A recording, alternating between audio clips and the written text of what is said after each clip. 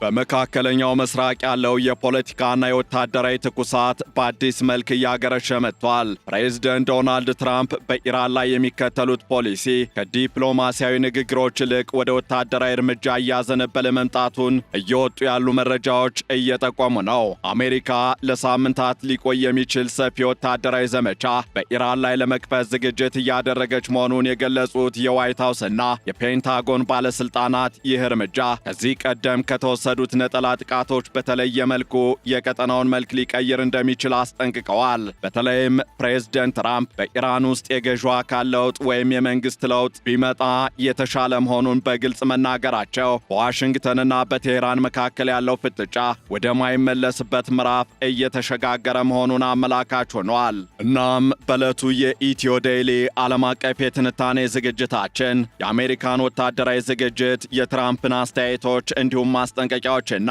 የኢራንን ምላሽ ከዚህ ባሻገርም የወደፊት የቀጠናውን ሁኔታዎች ልንመለከት ወደድን። ዓለም አቀፍ የትንታኔ ዘገባ ዝግጅቱ ጋር ታሪኩ ጋሹ ነኝ።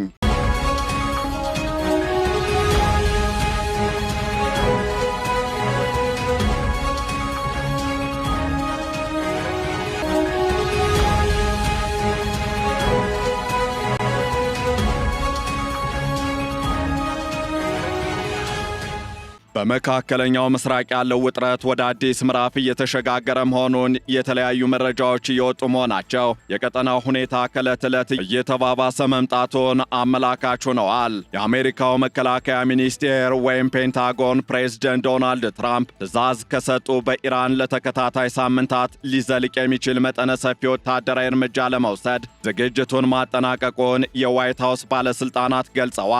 ይህ ዝግጅት ዋሽንግተንና ቴህራን በኒውክሌር መርሃ ግብር ዙሪያ በኦማን በኩል እያደረጉት ባለው ዲፕሎማሲያዊ ጥረት መሃል የተከሰተ ሲሆን ፕሬዝደንት ዶናልድ ትራምፕ በኢራን ላይ የአገዛዝ ለውጥ እንዲመጣ ያላቸውን ፍላጎት በግልጽ ማንጸባረቃቸው ቀውሱን ይበልጡ ስብስብ አድርጎታል። ትራምፕ በሰሜን ካሮላይና በሚገኘው የፎርት ብራግ ወታደራዊ ካምፕ ለተሰበሰቡ ወታደሮች ባደረጉት ንግግር ከኢራን ጋር ስምምነት ላይ መድረስ አስቸጋሪ መሆኑን ገልጸዋል። መፍትሄውም ፍርሃትን መፍጠር እንደሆነ አሳስበዋል። ይህ የትራምፕ አስተዳደር አዲስ አካሄድ የቀጠናውን ሰላም አደጋ ላይ የሚጥልና ኢራን በበኩሏ ለሚሰነዘርባት ማንኛውም ጥቃት አጸፋዊ እርምጃ እንደምትወስድ በዛተችበት ወቅት የተሰማ ነው። እናም በትላንትናው ዕለት የወጡ መረጃዎች እንደሚያመለክቱት ከሆነ የአሜሪካ ጦር ዕቅድ እያወጣ ያለው ቀደም ሲል እንደነበረው የአንድ ጊዜ የአየር ድብደባ ሳይሆን ለሳምንታት ሊቆይ የሚችልና የኢራንን የመንግስትና የደህንነት ተቋማት ኢላማ ያደረገ ዘመቻ ነው። ባለፈው ሰኔ ወር አሜሪካ ሚድናይት ሃመር ወይም የእኩለ ሌሊት መዶሻ በተባለ ኦፕሬሽን በኢራን የኒውክሌር ማዕከላት ላይ የአንድ ጊዜ ጥቃት ሰንዝራ ነበር።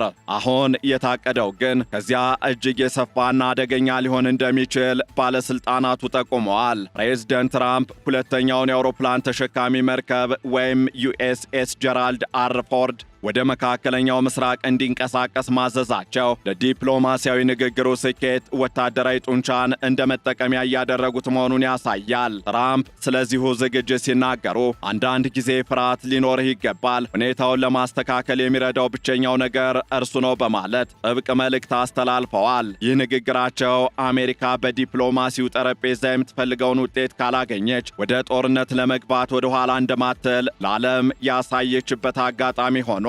እናም የፕሬዝደንት ዶናልድ ትራምፕ አስተያየት ከወታደራዊ ዛቻ ባለፈ የፖለቲካ ለውጥ ፍላጎትንም ያካተተ ሆኗል። በኢራን ውስጥ የአገዛዝ ለውጥ እንዲመጣ ይፈልጉ እንደሆነ ለተጠየቁት ጥያቄ ምላሽ ሲሰጡ ይህ ሊሆን የሚችል ምርጥ ነገር ይመስላል ብለዋል። ትራምፕ አክለውም ባለፉት 47 ዓመታት ኢራን ስተዋራ ብቻ መቆየቷንና በዚህም ብዙ አሜሪካውያን ሕይወታቸውን ማጣታቸውን ገልጸዋል። ለ47 ዓመታት ሲያወሩ ቆይተዋል። በእነዚህ ንግግሮች መሃል ብዙ ሕይወት አጠናል፣ እግርና እጅ ተቆርጧል፣ ፊት ተቃጥሏል፣ ይህ ለረዥም ጊዜ ቀጥሏል በማለት ለንግግር ብቻ የሚሰጠው ድል ማብቂያው እንደደረሰ ጠቁመዋል። ይህ አስተያየት ዋሽንግተን የኢራንን እስላማዊ አገዛዝ የመቀየር ስልታዊ ግብ እንዳላት የሚጠቁም ሲሆን ይህም በዓለም አቀፉ ማኅበረሰብ ዘንድ ከፍተኛ ስጋትን ፈጥሯል። በተለይም በኢራን ውስጥ እየተካሄደ ካለው የውስጥ ተቃውሞና የሰብአዊ መብት ጥሰት ጋር ተዳምሮ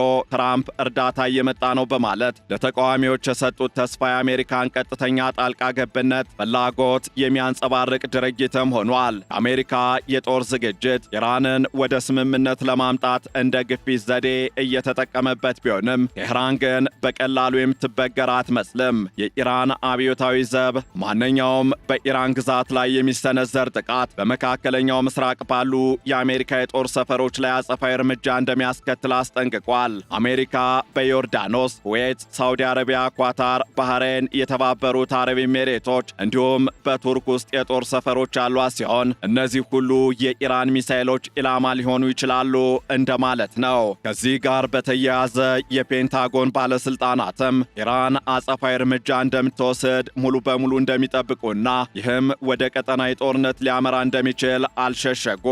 የኢራን ባለስልጣናት የኒውክሌር መርሃ ግብራቸውን ለመገደብ ፈቃደኛ ቢሆኑም ሚሳኤሎቻቸውንና በየአገሩ ያሉ ተላላኪ ቡድኖቻቸውን በሚመለከት ድርድር ለማድረግ እንደማይፈልጉ ደጋግመው ገልጸዋል። በሌላ በኩል ደግሞ ፕሬዝደንት ዶናልድ ትራምፕ ኢራን ስምምነት ላይ ለመድረስ የአንድ ወር የጊዜ ገደብ ያስቀመጡ ይመስላል። በሚቀጥለው ወር አካባቢ አንድ ነገር ይሆናል ብዬ ገምታለሁ። በፍጥነት ሊሆን ይገባል፣ በጣም በፍጥነት መስማማት አለባቸው ሲሉ አሳስበዋል። ይህ የጊዜ ገደብ ካለፈና ስምምነት ላይ ካልተደረሰ ግን አማራጩ በጣም አሰቃቂ፣ በጣም የከፋም እንደሚሆን አስጠንቅቀዋል። ይህ በጉልበት የታጀበ ዲፕሎማሲ ትራምፕ ቀደም ሲል በቬኔዙዌላው ፕሬዝደንት ኒኮላስ ማዱሮ ላይ ካከናወኑት ኦፕሬሽን ወይም ዘመቻ ጋር የተያያዘ ነው። ትራምፕ በፎርት ብራግ የተገኙት ማዱሮን በቁጥጥር ስር ለመዋል የተሳተፉ ልዩ ኃይሎችን ለመገናኘት ሲሆን ይህም ለኢራን መሪዎች ተመሳሳይ ዕጣ ሊገጥማችሁ ይችላል የሚል ስውር መልእክት አለው።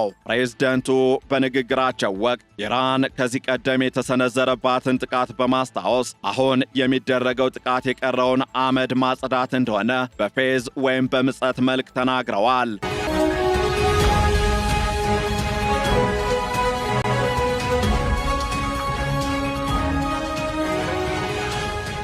ይህ በእንዲህ እንዳለ እስራኤል ከኢራን ጋር የሚደረግ ማንኛውም ስምምነት የእስራኤልን ደህንነት የሚያረጋግጡ ነጥቦችን ማካተት እንዳለበት ጠቅላይ ሚኒስትር ቤንያሚን ኔትንያሁ ወደ ዋሽንግተን ባቀኑበት ወቅት ደጋግመው እንዲሁም አጽንኦት ሰጠው ለፕሬዝደንት ዶናልድ ትራምፕ አሳስበዋል።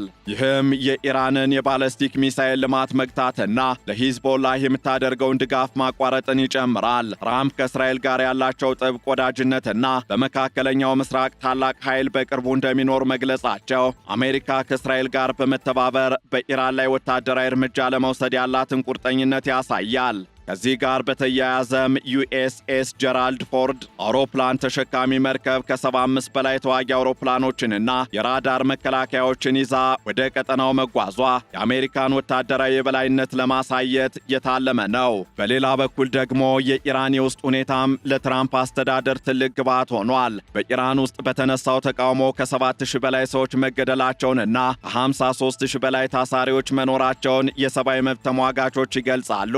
ትራምፕ ይህንን አጋጣሚ በመጠቀም የኢራን መንግስት በገዛ ህዝቡ ላይ የሚያደርሰውን ግፍ ለወታደራዊ እርምጃቸው እንደ ምክንያትነት እያቀረቡት ይገኛሉ። በቅርቡ በኢራን በተካሄደው ተቃውሞ ላይ ጉልህ ሚና የነበራቸው የተቃውሞው መሪዎች በዋስ መፈታታቸው የኢራን መንግስት ዓለም አቀፍ ጫናውን ለመቀነስ የሚያደርገው ጥረት ተደርጎ ቢወሰድም ዋሽንግተን ግን ይህ በቂ ነው የሚል እምነት የላትም። ፕሬዝደንት ትራምፕ እንደሚሉት የኢራን ህዝብ ነጻነት የሚመጣው በአገዛዝ ለውጥ ብቻ ነው። ወደፊት የሚጠበቀው ሁኔታም እጅግ አሳሳቢ ነው። በአንድ በኩል በኦማን በኩል የሚደረገው የዲፕሎማሲ ሙከራ አለ።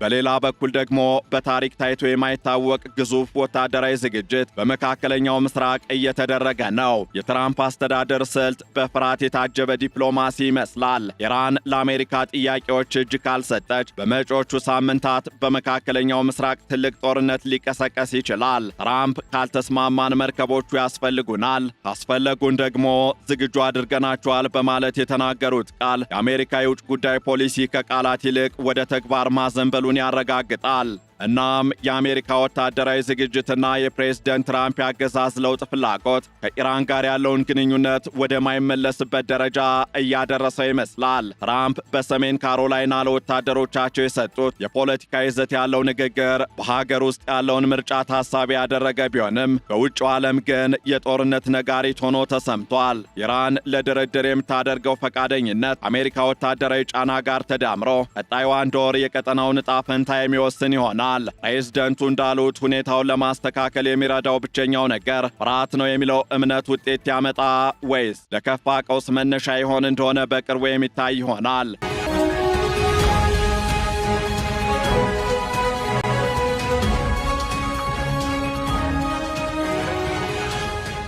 እናም የዓለም አቀፉ ማህበረሰብ አይን ሁሉ በኦማን በሚደረገው ድርድርና በፋርስ ባህረ ሰላጤ ላይ በሚንሳፈፉት የአሜሪካ የጦር መርከቦች ላይ አተኩረዋል። በዚህ ወታደራዊና ዲፕሎማሲያዊ ሽኩቻ ውስጥ የዓለም ሀያላን ሀገራትም ሚናቸው ከፍ ያለ ነው። በተለይም የመካከለኛው ሀገራት የሚያደርጉት ጥረት ምናልባትም ይህንን ወታደራዊ ውጥረት ወደ መፍትሄ ሊያመራው ይችላል እየተባለም ይገኛል። በሌላ በኩል ትራምፕ በኢራን ላይ የሚከተሉት ጠንካራ አቋም በሌሎች ዓለም ክፍሎች ባሉ አምባገነን መንግስታት ላይም ግልጽ መልእክት የሚያስተላልፍ ነው። ሆኖም ግን ለሳምንታት ሊዘልቅ የሚችል ጦርነት የሚያስከትለው ሰብአዊና ምጣኔ ሀብታዊ ኪሳራ በቀላሉ የሚታይ አይደለም። የነዳጅ ዋጋ መናር፣ የቀጠናው ሀገራት መረጋጋት ማጣትና የአሸባሪ ቡድኖች ዳግም ማንሰራራት ሊከተሉ የሚችሉ አደጋዎች ናቸው። ትራምፕ ግን እነዚህን ስጋቶች ወደ ጎን በመተው የአሜሪካን ደህንነት ለማስጠበቅ ማንኛውንም እርምጃ ለመውሰድ ዝግጁ መሆናቸውን አረጋግጠዋል። እናም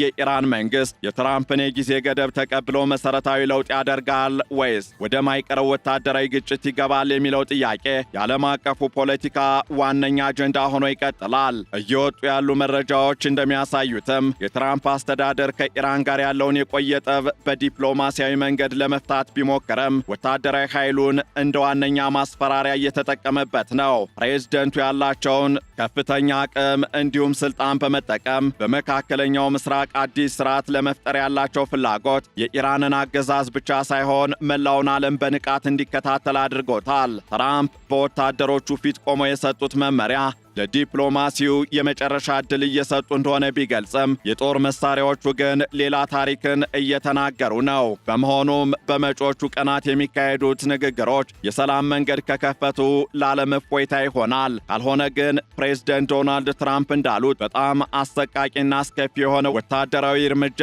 መጀመሩ አይቀሬ ይመስላል። ይህም የኢራንን ብቻ ሳይሆን የመላው መካከለኛው ምስራቅን የወደፊት ገጽታ በዘላቂነት ሊቀይረው ይችላል። ይህንን ዓለም አቀፍ ትንታኔ ስናዘጋጅ ሮይተርስ፣ ዘ ጀሩሳሌም ፖስት፣ ኤፒ ኒውስ እንዲሁም ሲኤንኤንን በዋቢነት ተጠቅመናል።